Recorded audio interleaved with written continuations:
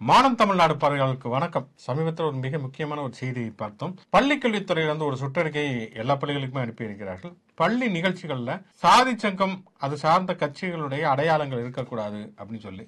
ஏன்னா சில வாரங்களுக்கு முன்பு ஒரு ஸ்கூலுடைய பங்கன்ல பாமகவுடைய அந்த கட்சி கொடியுடைய கலர்லேயே துண்டு போட்டுட்டு சாதியை பெருமைப்படுத்துகிற மாதிரியான ஒரு பாடலுக்கு மாணவர்கள் நடனம் ஆடினார்கள். அது தொடர்பான வீடியோக்கள் வைரலானது.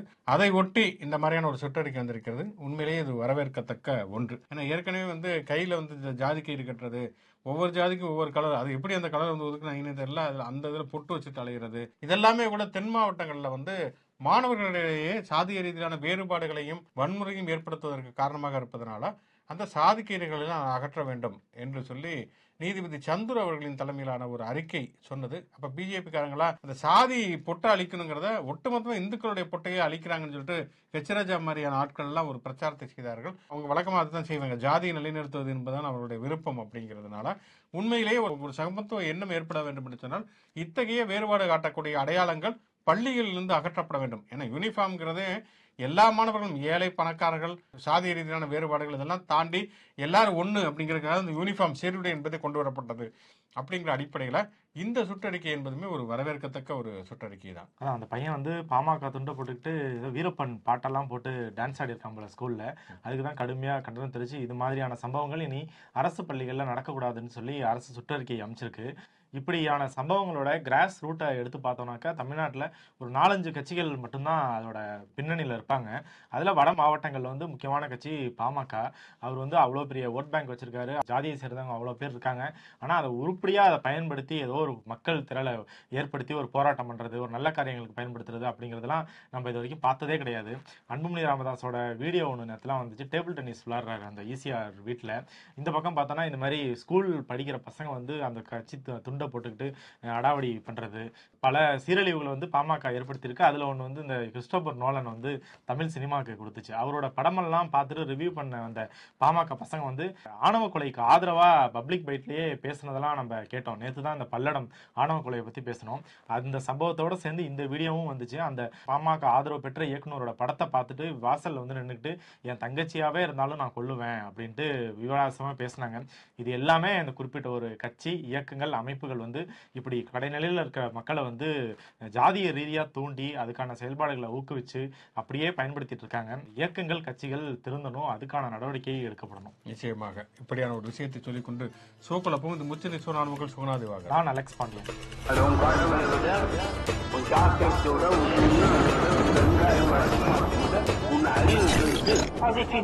பாமக அப்படிங்கிறது நேற்று பாமக இந்தியா முழுக்க இருக்கக்கூடிய சிறுபான்மையின மக்களுக்கு செய்த துரோகத்தை பற்றியுமே பேச வேண்டும்.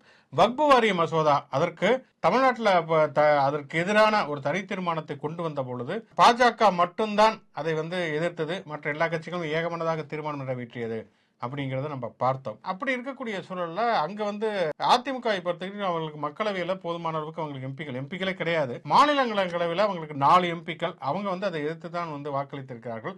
அதை ஆதரித்து வாக்களித்த ஒரே ஒருவர் ஜி.கே. வாசன். அவருக்கு இங்க எம்எல்ஏ கிடையாது, எம்பியும் கிடையாது. அப்படிங்கிற அடிப்படையில் ராஜ்யசபா எம்பியா போய் அவர் இஸ்லாமியர்களுக்கு துரோகத்தை இழைத்திருக்கிறார்.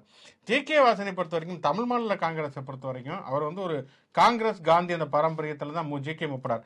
அவர் உயிரோடு இருந்த காலகட்டம் வரைக்குமே பிஜேபி எதிர்ப்பு அப்படிங்கிறது தான் மிக முக்கியமானதாக அவர் வைத்திருந்தார். பிஜேபியோடு அவர் எந்த காலகட்டத்திலும் கூட்டணி கூட வைத்தது கிடையாது. காங்கிரஸை விட்டு வெளியில தமிழ் மாநில காங்கிரஸை உருவாக்கி நடத்தி கொண்டிருந்தவர். பிறகு அவர் காங்கிரஸுக்கு திரும்பினார். அவருக்கு காங்கிரசின் மீது சில கருத்து வேறுபாடுகள் இருந்த போதும் கூட எந்த காலகட்டத்திலும் பிஜேபி ஆதரவு அப்படிங்கிற நிலைப்பட்ட அவர் எடுத்தது கிடையாது. அப்படிப்பட்ட ஜி.கே. முப்பனுடைய மகனாக இருந்து தமிழ் மாநில காங்கிரஸ் வழிநடத்தக்கூடிய ஜி.கே. வாசன் நோம்பு கஞ்சி எல்லாம் தொப்பி போட்டு குடிச்ச பிறகும் கூட முழுக்க முஸ்லாமிகளுக்கு எதிரான அந்த வக்பு வாரிய மசோதாவில் போய் கையெழுத்து போட்டிருக்கிறார் என்பது அவர் ஒரு நேரடியான துரோகத்தை செய்தாருன்னா, வழக்கம் போல அன்புமணி ராமதாஸ் அதை ஆப்ஷன் செய்து கொண்டு அது புறக்கணிக்கிறதுங்கிற பேர்ல மறைமுகமாக வக்பு வாரிய மசோதாவுக்கு ஆதரவு அளித்திருக்கிறார் அப்படிங்கிறத பாக்குறோம். நேற்று தான் பார்த்தோம்னா ராமதாஸ் வக்பு வாரிய மசோதா நாங்கள் எதிர்க்கிறோம் அப்படின்னு அவர் ஒரு பக்கம் பேட்டி கொடுக்கிறாரு. தமிழ்நாட்டில் ஒரு பக்கம் பேட்டி கொடுக்கிறாரு.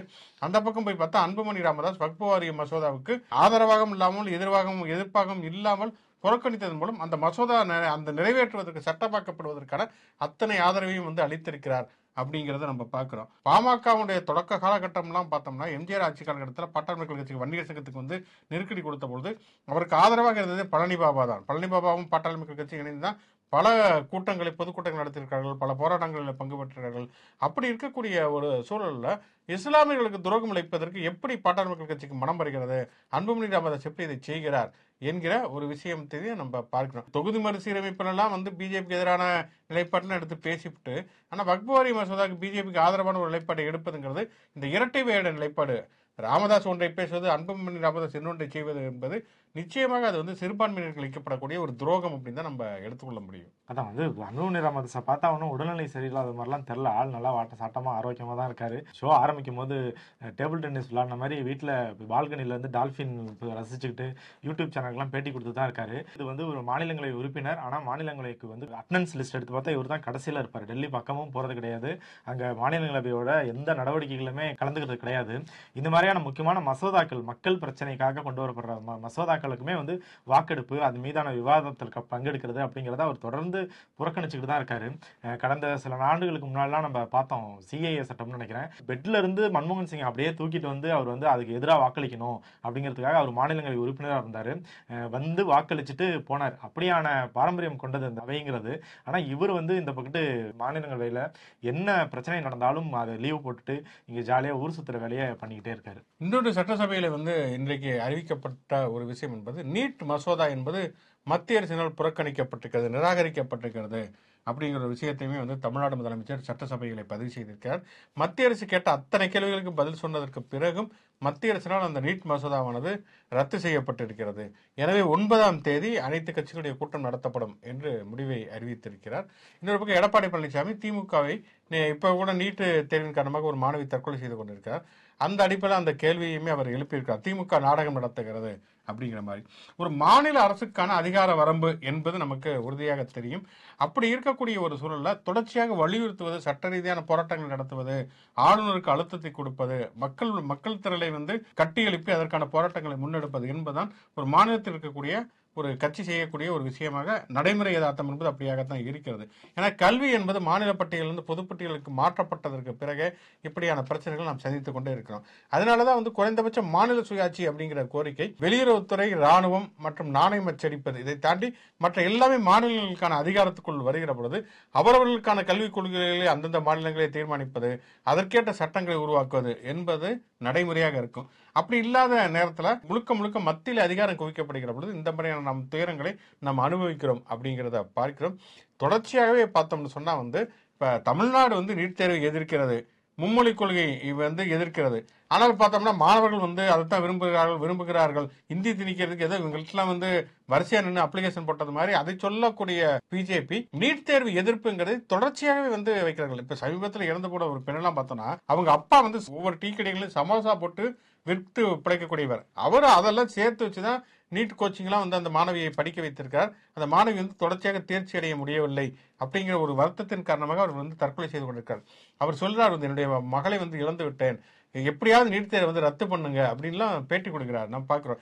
நீட் தேர்வில் வெற்றி பெற்ற மாணவர்களுடைய பெற்றோர்கள் கூட நீட் தேர்வை ரத்து செய்ய வேண்டும் என்று பேட்டி கொடுக்கிறார்கள். அப்படி இருக்கக்கூடிய ஒரு சூழல்ல மாணவர்களுடைய பெற்றோருடைய விருப்பத்தை நிறைவேற்றாமல் சம்பந்தம் இல்லாமல் அரசு பள்ளியில கொண்டு போய் இந்தியை திணிப்போம், அதைத்தான் மாணவர்கள் கேட்கிறார்கள். அதற்கு கையெழுத்து இயக்கங்கள் பிஸ்கட் கொடுத்து கையெழுத்து வாங்கக்கூடிய இந்த மாதிரியான பித்தலாட்டத்தனங்களை எல்லாம், தகுதித்தங்கள் எல்லாம் பிஜேபி செய்து கொண்டிருக்கிறதை பார்க்கிறோம். இப்ப என்ன, அதிமுக பிஜேபி கூட்டணியில தான் போகுதுங்கிறது கிட்டத்தட்ட உறுதியாக இருக்கக்கூடிய சூழல்ல இதுக்கெல்லாம் அவங்க என்ன பண்ண போறாங்க? இப்ப கூட வக்ஃப் வாரிய மசோதாவில் பிஜேபி எதிர்த்து அவர்கள் வாக்களித்திருக்கிறார்கள். ஆனால் கொண்டு வந்திருக்கிறது பிஜேபிங்கிறப்ப எந்த முகத்தோடு இவர்கள் பிஜேபியோட கூட்டணி வைத்துக் கொண்டு நீட்டை ஆதரிக்கக்கூடிய, வக்ஃப் வாரிய மசோதாவை கொண்டு வரக்கூடிய, குடியுரிமை திருத்த சட்டத்திலிருந்து வேளாண் திருத்த சட்டம் வரைக்கும் அத்தனையும் கொண்டு வரக்கூடிய பிஜேபியோட கூட்டணி வைத்துக் கொண்டு இந்த பக்கம் நாங்கள் எதிர்க்கிறோம்னு சொல்லிட்டு அங்க எப்படி எந்த முகத்தோடு போய் இவர்கள் வாக்கு கேட்க போகிறார்கள் அப்படிங்கிறது இன்னைக்கு ஒரு மிகப்பெரிய சவாலாக கண்டிப்பாக அதிமுகவுக்கு இருக்க போகிறது. நீட் தேர்வுக்கு எதிராக அனைத்து கட்சி கூட்டம் நடத்த போறோம் அப்படின்ட்டு முதலமைச்சர் சொல்லும் போதே எடப்பாடி பழனிசாமி அவையில இல்ல, அதுக்கு முன்னாடியே வெளிநடப்பு செஞ்சுட்டாரு. வெளியில நிருபர்கள் கேட்கறாங்க, இந்த மாதிரி தீர்மானத்தை புறக்கணிச்சிருச்சு மத்திய அரசு, அதுக்காக முதலமைச்சர் அனைத்து கட்சி கூட்டம் நடத்துறது அதிமுக கலந்துக்குமான்னு கேட்கிறாரு. இவர் தான் 4 நாளுக்கு முன்னாடி நீட் தேர்வுனால எவ்வளவு பேர் தமிழ்நாட்டில் 2021க்கு பின்னாடி இறந்திருக்காங்க, நீட் தேர்வுனால எவ்வளவு பிரச்சனை இருக்கு, அதை ஏன் நீக்கணுங்கிறது இவரே ட்வீட் பண்ணாரு. ஆனா இவர் அவங்க கேட்குற கேள்விக்கு அதை வந்து பின்னாடி யோசிச்சு முடிவெடுப்போம் அப்படிங்கிறாரு. அவரால் ஏன் உடனடியா வந்து நீட்டுங்கிறது அதுல யோசிக்கிறதுக்கு என்ன இருக்கு? ஒரு அனைத்து கட்சி கூட்டம்னு ஒரு அரசு நிகழ்த்தினா ஏற்பாடு செஞ்சா அதுல போய் கட்சி கலந்துக்கணுங்கிறது பேசிக்கான விஷயம். ஆனா அதை சொல்லக்கூட முடியாத நிலைமையில எடப்பாடி பழனிசாமி இருக்காது. இந்த நீட் தேர்வு வந்து அதான் முதல்ல நீட்டுக்கு எதிராக குரல் கொடுத்தது வந்து தமிழ்நாடு தான். அப்பையில இருந்து எப்ப நீட் வந்துச்சோ, அனிதான்னு முதல் உயிரை நம்ம எப்ப இழந்தோமோ அப்பையில இருந்து பல வகையான போராட்டங்கள் தமிழ்நாட்டில் அரசு சார்பாகவும் சரி, பல கட்சிகள் சார்பாகவும் சரி, மக்கள்ல இருந்துமே தன்னெழுச்சியா நிறைய போராட்டங்கள் நடந்துட்டு இருக்கு. அதோட தொடர்ச்சியா கடந்த தேர்தலில் ராகுல் காந்தியே அதை கையில் எடுத்து நீட் வந்து விரும்பாத மாநிலங்களுக்கு நீட் கூடாதுன்னு அவங்க தேர்தல் அறிக்கையிலேயே சொல்லியிருந்தாங்க. காங்கிரஸ் ஆட்சிக்கு வந்தா எந்தெந்த மாநிலங்கள் நீட் வேணான்னு சொல்றாங்களோ அவங்க எல்லாத்துக்குமே நீட் விலக்களிப்போன்ட்டு. அதுக்கப்புறம் நீட்ல இருக்கிற பல குளறுபடிகள் இந்தியா முழுக்க வெட்ட வெளிச்சமாச்சு. நீட்டுங்கிறது எவ்வளவு பணம் புரளும் ஒரு தொழிலா மாறி இருக்கு. கோச்சிங் சென்டர்ல ஆரம்பிச்சு ஆள்மாறாட்டம் செய்யறதுல ஆரம்பிச்சு எண்ட்ல ரிசல்ட் வெளியிடுற வரைக்கும் என்னெல்லாம் குளறுபடிகள் பண்ண முடியுமோ அது எல்லாமே நீட்ல வந்து பண்ணாங்க. அது எல்லாமே வெளியிலையும் வெட்ட வெளிச்சமாகி உச்சநீதிமன்றம் வரைக்கும் அது வழக்கா போனுச்சு. கடைசியா வந்து பாஜக ஆளும் முதல்வர்களே வந்து அசாம் முதல்வர் அவர் வந்து எங்க மாநிலங்களிலேயே வந்து நீட்ல வந்து பல குளறுபடிகள் இருக்கு, நீட் தேர்வு ரத்து செய்யப்படணும், நீட் தேர்வு வந்து சரியான முறையில நடக்கல அப்படின்னு சொன்னாரு. ஆனாலுமே வந்து ஒன்றிய அரசு இது எதையுமே காதுல வாங்காம இருக்கு. ஆனா ஒரு பக்கம் இப்ப முதலமைச்சர் அறிவிச்ச மாதிரி போராட்டம்ங்கிறதும் தொடர்ந்துகிட்டே இருக்கு. ஸோ அனைத்து கட்சி கூட்டத்தில் எல்லா கட்சிகளும் சேர்ந்து அதை மீண்டும் அதை வலியுறுத்த வேண்டிய நிலைக்கு வந்திருக்கோம். நம்ம சட்டசபையில் நடந்த இன்னொரு நிகழ்வு எம்புரான் திரைப்படம். அந்த திரைப்படத்துல முல்லை பெரியாறு அணை தொடர்பாக இருக்கக்கூடிய விஷயங்கள் தமிழர்களுக்கு எதிரானது அப்படின்னு சொல்லிட்டு வேல்முருகன் அவர்கள் அதற்கான ஒரு கவன ஈர்ப்பு தீர்மானத்தை கொண்டு வந்திருக்கிறார். நம்மளுமே அந்த திரைப்படம் பார்த்து அந்த திரைப்படம் குறித்த விமர்சனங்களை முன்வைத்தோம். ஆனால் அதுல என்னன்னா வந்து அதுல வந்து என்னன்னா அது தொடர்பான காட்சிகள் இருப்பதாக அவர் தெரிவித்திருக்கிறார். தமிழ்நாடு முதலமைச்சருமே வந்து தணிக்கை வாரியம் வந்து அந்த காட்சிகளை அனுமதித்தது, ஆனால் நாங்கள் அதை நீக்கிவிட்டு திரையிட்டு இருக்கிறோங்கிற மாதிரி சொல்லியிருக்காரு. இது முன்பா பின்பா அப்படிங்கிறது தெரியல. நம்ம அந்த திரைப்படம் பார்த்தப்ப அது தொடர்பான வசனங்கள் அங்கங்கே இருந்ததை தவிர அதற்கான காட்சி, அதாவது டேமே வந்து திறந்து வந்து ஒரு இதுவே இது மூழ்கிறது அந்த மாதிரியான காட்சிகள் எல்லாம் எதுவுமே இல்லை. நமக்கு பொறுத்த வரைக்கும் அந்த முல்லை பெரியார் அணை குறித்த அந்த வசனங்கள் என்பது கண்டிப்பாக விமர்சனத்துக்குரியது. அது ஒரு தமிழர் விரோத மனப்பான்மை கொண்டது என்பதில் எந்த விதமான மாற்று கருத்துமே இல்லை. ஆனால் அந்த படத்துல வந்து பிரதானமாக முன்வைக்கப்பட்டதுங்கிறது ஆன்டி இந்துத்துவா, பிஜேபி எதிர்ப்பு, இந்துத்துவ எதிர்ப்பு என்பதை தான் முன்வைத்து பேசப்பட்டது. அதனால இந்த முல்லை பெரியார் அணை பற்றி நம்ம விமர்சிக்கக்கூடிய அதே நேரத்தில் அந்த திரைப்படம் பேசக்கூடிய அந்த முக்கியமான பிரச்சனையை நம்ம டைவர்ட் பண்ணிடக்கூடாது அப்படிங்கிறது மிக மிக முக்கியமான ஒரு விஷயம். ஏன்னா இன்னைக்கு பார்த்தோம்னு சொன்னா அமலாக்கத்துறை அந்த எம்ரான் படத்துறை தயாரித்த கோகுலம் சிக்பன்ஸ் நிறுவனம் அங்க வந்து கோடம்பாக்கத்தில் அந்த சிக்னல் பக்கத்திலே இருக்கும், அங்க வந்து ரெய்டு நடத்தியிருக்கார்கள் அப்படிங்கிறத பார்க்கறது. சாதாரணமா வந்து உடனடியாக இந்த ரெய்டுக்கும் இந்த எம்ரான் படத்தில் காட்டப்படக்கூடிய பிஜேபிக்கு எதிரான காட்சிகளுக்கும் இடையில தொடர்பு இருக்கிறது அப்படின்னு தான் நமக்கு தோன்றுகிறது. சில விமர்சனங்கள் நமக்கு இருக்கிற பொழுது அந்த விமர்சனங்கள் நம்ம முன்வைக்கக்கூடிய அதே நேரத்தில் அந்த படம் பிரதானமாக எதை பேசுகிறதோ அதை பற்றியும் பேசி கவனப்படுத்த வேண்டிய ஒரு பொறுப்பு எல்லாருக்குமே இருக்கிறது அப்படின்னு தான் தோன்றுகிறது. இந்த டேம் பிரச்சனையை கொண்டு வந்து டைவர்ட் பண்ற வேலைகளை பண்றாங்கன்னு சொன்னீங்க. அதை வந்து சீமானும் பண்ணாரு. அவர் தான் 3 பக்கத்துக்கு அறிக்கை விட்டாரு. தினம் பேசுறதுக்கு நம்ம ஊர்ல அவ்வளவு பிரச்சனைகள் இருக்கு. எதிர்கட்சியாவும் சரி ஆளுங்கட்சியாவும் சரி நாடாளுமன்றத்துல காரசாரமா விவாதம் போயிட்டு இருக்கு. ஆனா இவர் ஒரு மாசமா ஆளையே காணோம், எங்கேயோ போய் செட்டில் ஆயிட்டாரு. ஆனா கரெக்டா அந்த 3 பக்க இதை மட்டும் எம்புரான் படத்தை பார்த்துட்டு அந்த படத்துல வந்து கேரளா அரசை வந்து எதிர்த்து ஏதோ கேரளாவுக்கும் தமிழ்நாட்டுக்கும் பகை அப்படிங்கிறத டோன்ல வந்து அந்த அறிக்கையை வெளியிட்டு இருந்தாரு. நீங்க சொன்ன மாதிரி எம்புரான் படம் வந்து சங்கிகளுக்கு எதிராக எடுக்கப்பட்ட படம், சங்கிகள் என்னெல்லாம் அக்கிரமம் செஞ்சிருக்காங்கன்னு சொல்லப்பட்ட படம். அது வந்து பல பேர் வந்து அதை பார்த்துட்டு வரவேற்பு சொல்லிட்டு இருக்காங்க. இவர் அதை டைவர்ட் பண்ணி இதை வந்து அப்படிலாம் எதுவும் கிடையாதுங்க, எம்புரான்ங்கிறது கேரளாக்காரங்க வந்து நமக்கு எதிராக எடுத்திருக்காங்க அப்படின்ட்டு டைவர்ஷன் பண்ற வேலையை பண்ணிட்டு இருந்தாரு. சீமான் சொல்றப்ப அமெரிக்காவின் சீமான் டொனால்ட் ட்ரம்ப் அவர் இஷ்டத்துக்கு வந்து வரிகளை போட்டு தாளின்னு தாளிக்கிற, அப்படி எப்படி கடுகுலந்த பொறுப்பு தாளிக்கிற மாதிரி நேற்று ஒரு போர்டு எடுத்துட்டாரு, போட்டாரு எல்லா நாட்டையும். ஆமா, எவ்வளவு வரிகள் விதிக்கிறார்கள் அப்படின்னு சொல்லிட்டு இப்ப இந்தியாவிற்கு வந்து கூடுதலாக வந்து இந்திய பொருட்கள் 27% கூடுதல் வரி விதிப்பதாக அவர் அறிவித்திருக்கிறார். நம்ம மத்திய அரசு அதை பற்றி ஆராய்ந்து கொண்டே இருக்கிறோம் அப்படிங்கிற மாதிரி, எப்படி என்னத்தை ஆராய்வாங்க அப்படிங்கிறது தெரியல. அவர் என்ன சொல்றாரு, டொனால்ட் ட்ரம்ப் நாங்களாவது பரவாயில்லைங்க இவ்வளவுதான் போட்டிருக்கோம், இந்தியா போடுற வரி அதோட அநியாயங்க அப்படிங்கிற மாதிரி அவர் சொல்லி இருக்கிறார். ஆக மொத்தம் வந்து என்னன்னா இப்ப இந்தியாவுடைய ஏற்றுமதி என்பது இதுல வந்து கடுமையாக பாதிக்கப்படும். வந்து குறிப்பாக இறால், தங்கம் இந்த மாதிரியான பொருட்களுக்கு கூடுதல் வரி விதிக்கப்படுவதாக சொல்லப்பட்டிருக்கிறது. அப்ப இந்தியாவிலிருந்து இறக்குமதி ஆகக்கூடிய பொருட்களுக்கு வந்து கூடுதல் வந்து வரி விதிக்கப்படுகிற பொழுது 2 விஷயம் நடக்கும். ஒன்னு வந்து அந்த கூடுதல் வரியின் காரணமா அதனுடைய விலை வந்து ஏறும், அல்லது ஒரு பக்கம் வந்து இது பரவாயில்ல இவ்வளவு விலை இருந்தா கூட பரவாயில்லன்னு வாங்கக்கூடிய விஷயமாக இருந்ததுன்னா அந்த ட்ரேடு நடக்கும். அப்படி இல்லைன்னா இந்தியாவில் வந்து ஏற்றுமதி ஆகக்கூடிய பொருட்களை வந்து குறைப்பது அப்படிங்கிற மாதிரியான விஷயங்கள் வரும். அல்லது இந்தியா வந்து ரொம்ப கம்மியான விலை வச்சு தான் விற்கிற மாதிரியான சூழல் வரும். இது இந்தியாவுடைய பொருளாதாரத்துக்கும் சேர்த்து தான் இந்த பாதிப்பு. ஏற்கனவே டாலருக்கு நிகரான ரூபாயின் மதிப்புங்கிறது குப்புறப்படுத்து அது ரொம்ப நாள் ஆச்சு. அது அப்படி இருக்கக்கூடியது மோடியெல்லாம் வந்து ஆட்சிக்கு வர்றதுக்கு முன்னாடி வந்து $1 நிகரான இந்திய ரூபாயின் மதிப்பு ₹1 அப்படிலாம் கொண்டு வருவேன் அப்படிலாம் சொல்லியிருந்தார். வந்து அது இப்ப கிட்டத்தட்ட $100 கிட்டத்தட்ட நெருங்கிட்டு இருக்கு. 80-90 தாண்டி போய் கொண்டு இருக்கிறது. அப்படிப்பட்ட ஒரு சூழல்ல தான் இதை வந்து எப்படி இவர்கள் வந்து சமாளிக்க போறார்கள். மோடி வந்து எதை பத்தியும் கவலைப்படாம தாய்லாந்துக்கு பயணத்துக்கு கிளம்பிட்டா. அப்படி வந்து அடுத்து இலங்கை பயணம், பாம்பன் பாலத்தை திறந்து வைக்கணும், ஃபுல் வந்து டூரிஸ்ட் ஒரு இதுல மோட்ல தான் அவர் இருக்காரு. அப்படி இருக்கக்கூடிய சூழல்ல தான் இதை எப்படி இந்தியா சமாளிக்க போகிறதுங்கிறது ஒரு மிகப்பெரிய $1 மில்லியன் கேள்வியாகத்தான் அது இருக்கிறது. ட்ரம்ப் வந்து ஒரு அரசியல்வாதிங்கிறத தாண்டி ஒரு பிசினஸ் மேனாவே தான் தேர்தலையும் முன்னிறுத்தப்பட்டாரு. தேர்தலில் ஜெயிச்சும் இப்ப பிசினஸ் மேனா தான் அங்க இருக்காரு அவரு. அதனால என்ன தொழில் சம்பந்தமா யார்கிட்ட எவ்வளவு வரி பிடுங்கலாம், எவ்வளவு பணம் சேர்க்கலாம் அப்படின்ட்டு தொழிலதிபர் எலான் மஸ்க் மாதிரி தொழிலதிபர்கள்லாம் கூட சேர்த்து வச்சுக்கிட்டு அந்த ஆட்சியே அப்படிதான் நடந்துகிட்டு இருக்கு. அவர் ஆரம்பிச்சதுல இருந்து முடிகிற வரைக்கும் பணங்கிறதா அவரோட பேச்சுல இருக்க எல்லா பேச்சுலயுமே இருக்கிற விஷயம்.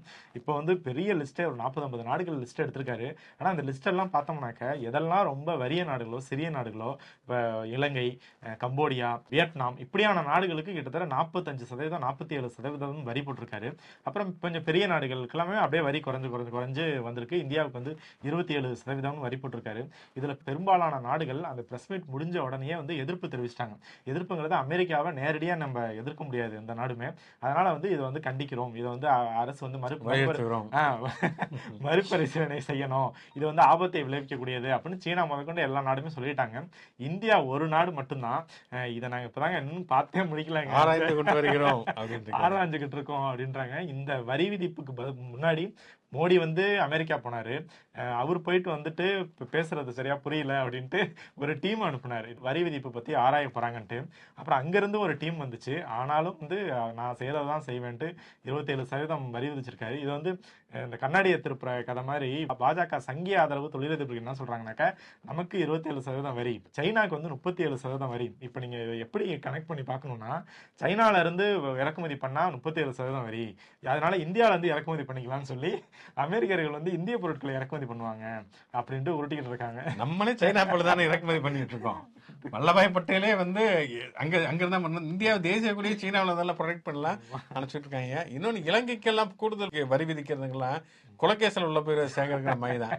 அது இப்பயே வந்து இழுத்துக்கிட்டு தான் கிடக்குது, இன்னைக்கா நாளைக்காங்கிற மாதிரி. அதுக்கெல்லாம் வரி விதிச்சா தாங்கவே தாங்காது. டொனால்டு ட்ரம்ப் மாதிரியான ஆட்களை எல்லாம் வந்து இப்ப அதுதான் இப்ப நம்ம சீமான் வந்து முதலமைச்சர் ஆயிட்டாருன்னா டொனால்டு ட்ரம்ப் அமெரிக்காவில் என்ன பாடுபடுறாரோ அந்த மாதிரியான விஷயங்கள் தான் இங்க வந்து வரும் அப்படிங்கறதான் இருக்கக்கூடிய ஒரு சூழல். பல விஷயங்களை நாம பேசி இருக்கிறோம். கடைசியாக ஒரு விளையாட்டு மற்றும் வேதனை செய்தியை சொல்லலாம். என்னன்னா வந்து அதிமுக சின்னம் குறித்து ஒருத்தர் திண்டுக்கலை சேர்ந்த சூரியமூர்த்திங்கிற ஒரு கேஸ் போட்டு, அவர் யாருன்னே தெரியல, ரொம்ப நாளாவது நடக்கிறது. இப்ப என்னன்னா வந்து அது தேர்தல் கமிஷன் விசாரிக்கலாமா விசாரிக்க கூடாதெல்லாம் போய் தேர்தல் கமிஷன் விசாரிக்கலாம்னு சொல்லிட்டாங்க. இப்ப எடப்பாடி பழனிசாமி போய் ஒரு மனுவை போட்டுக்காரு, ஐயா ஒரு 4 வாரத்துக்குள்ள அதை வந்து விசாரிச்சு முடிங்க, ரொம்ப வருஷமா அது இழுத்துக்கிட்டே இருக்கு, எலெக்ஷன் வரப்போகுது, நீங்க பாட்டுக்கு கடைசி நேரத்துல வந்து எல்லாம் சின்னம்லாம் வரைஞ்சதுக்கு பிறகு மோடி அவர்களின் ஆதரப்பட்ட சின்னம் இரட்டை இலை அப்படின்லாம் வரைஞ்சதுக்கு பிறகு அதுக்கப்புறம் சின்னம் உங்களுக்கு கிடையாதுன்னு சொல்லிட்டீங்கன்னா நாங்க என்ன பண்றது, சட்டப்பட்டு தீர்ப்பை சொல்லுங்க அப்படிங்கிற மாதிரி சொல்லி இருக்கார். ஒரு வகையில் அது நியாயம் தான். ஒரு கட்சி, ஒரு முதன்மையான ஒரு கட்சி, தமிழ்நாட்டை அதிக முறை ஒரு ஆண்ட கட்சி, அந்த சின்னத்துக்கு யாரோ ஒருத்தர் ஓட்டு போட்டான்னு சொல்லிட்டு இவ்வளவு தூரம் போட்டு இழுப்பது அப்படிங்கிறது கொஞ்சம் இதான ஒரு விஷயம். இதே மாதிரி இன்னொரு தீர்ப்பு அந்த சிவாஜியுடைய மகன் ராம்குமாருடைய மகன் வாங்கிய ஒரு கடன் 3 கோடி ரூபாய் வாங்கியிருக்காரு, 9 கோடி ரூபாய் ஆயிடுச்சு வட்டிக்கலாம். இப்போ வந்து பிரபுவோட அந்த சொத்தை வந்து சிவாஜியோட சொத்தை வந்து ஜப்தி பண்ணுங்கமே பிரபுவை ஆஜர் இருக்காரு. ஏங்க அவங்களுக்கும் இந்த சொத்துக்கு எந்த சம்பந்தமே கிடையாது, இது வந்து எங்களுக்கு சொந்தமான சொத்து, சிவாஜி வந்து எங்க அப்பா எனக்கு தான் எழுதி கொடுத்துருக்காரு, அது வந்து 150 கோடி ரூபாய் மதிப்புள்ளதாம் அந்த அன்னை இல்லம் என்பது சிவாஜியுடைய வீடு. 3 கோடி ரூபாய் கடனுக்கு 150 கோடி ரூபாய் வீட்டை ஜப்தி பண்ணது என்னங்க நியாயம் கேட்டிருக்காரு. நீதிபதி என்ன சொல்லியிருக்காரு, நான் வந்து என்னங்க பெரிய அண்ணன் தம்பி, அண்ணன் வந்து ராம்குமார் தானே, அந்த பணத்தை கொடுத்து அப்புறமேல் வாங்கிக்க வேண்டியதானு கேட்டிருக்காரு. உறவுல வந்து அவர் என்ன 3வது நபர் மேல எப்படி நீங்க வந்து இது பண்ணாங்க, அவர் எப்படி 3வது நபர் ஆவார், அண்ணன் வாங்கின கடன் தானே அதை கொடுங்கிறப்ப சிவாஜி பாட்டு பண்ணுங்க, அண்ணன் என்னடா நீ என்னடா அவசரமான உலகத்துல அப்படிங்கிற மாதிரி பாடிட்டு அப்பெல்லாம் கொடுக்க முடியாதுங்க அப்படிங்க. ஆனா அந்த நீதிபதி கேள்வி கேட்டிருக்காருங்க பாருங்க, வந்து சொல்லியிருக்காரு 3 கோடி மட்டும் கிடையாது, அவர் நிறைய கடன் வாங்கியிருக்காரு, அதனால இதை கொடுக்க ஆரம்பிச்சா அவர் எல்லாத்தையும் நீங்க சொல்லுவீங்க அப்படின்ட்டு கொடுக்க முடியாதுன்னு இருக்காரு. உள்ளம் என்பது அமை, அது உண்மையை சொன்னால் ஊமைங்கிற மாதிரி சிவாஜியுடைய பல சோக பாடல்கள் தத்துவ பாடல்கள்லாம் நினைவுக்கு வரக்கூடிய அளவுக்கான ஒரு சிக்கலான ஒரு வழக்கு. இப்ப எடப்பாடி பழனிசாமி நிலைமை அப்படிதான் இருக்கிறது. அவர் வீட்டை ஜப்தி பண்ண மாதிரி கட்சியை ஜப்தி பண்ணிடுவாங்களோ அப்படிங்கிற ஒரு கதை கலங்கி போயிருக்கார். கூடிய சீக்கிரம் அதுக்கான ஒரு தீர்ப்பை சொல்லுங்க அப்படின்னு சொல்லிட்டு நம்மளுமே வந்து ஒரு அரசியல் ரீதியான கோரிக்கையை முன்வைப்போம். ஓகே, நிறைய விஷயங்கள் பேசியிருக்கோம். தொடர்ச்சியாக உங்களுடைய கருத்துக்களை பதிவு செய்யுங்கள். ஞாயிற்றுக்கிழமைக்கான ஷோ அப்படிங்கிறது வந்து நான் உங்களுடைய கேள்விகள் சந்தேகங்கள் இவற்றுக்கு பதிலளிப்பது தான். ரொம்ப கம்மியாக தான் இந்த வாரம் வந்திருக்கிறது. எல்லாருக்குமே சந்தேகம் இல்லை போல இருக்குது, தெளிவடைந்து விட்டார்கள். தொடர்ச்சியாக நம்ம ஷோ பண்ணவே நிறைய பேர் தெளிவாயிட்டாங்க போல இருக்குது. இருந்தாலும் உங்களுக்கு இருக்கக்கூடிய சந்தேகங்கள், உங்களுக்கான கேள்விகள் இவற்றெல்லாம் வந்து இன்றைக்கும் நாளைக்கும் தொடர்ச்சியாக வந்து போடுங்க. அதை விட்டு நம்ம ஞாயிற்றுக்கிழமைக்கான ஷோவை நடத்துவோம் அப்படிங்கிற அடிப்படையில் தொடர்ச்சியாக எங்களோட தொடர்பில் இருங்கள். முச்சந்தி ஷோவை லைக் பண்ணுங்க, கமெண்ட் பண்ணுங்க. மாடர்ன் தமிழ்நாடு சேனலுக்கு சப்ஸ்கிரைப் பண்ணுங்க. யூடியூப் மாதிரியே எக்ஸ், இன்ஸ்டா, ஃபேஸ்புக், வாட்ஸ்அப் தளங்களையும் நமக்கான பேஜஸ் இருக்கு. அங்கேயும் லைக் பண்ணி ஷேர் பண்ணி உங்களோட ஆதரவை தொடர்ந்து கொடுங்க. மீண்டும் ஒரு நிகழ்ச்சி சந்திப்போம்.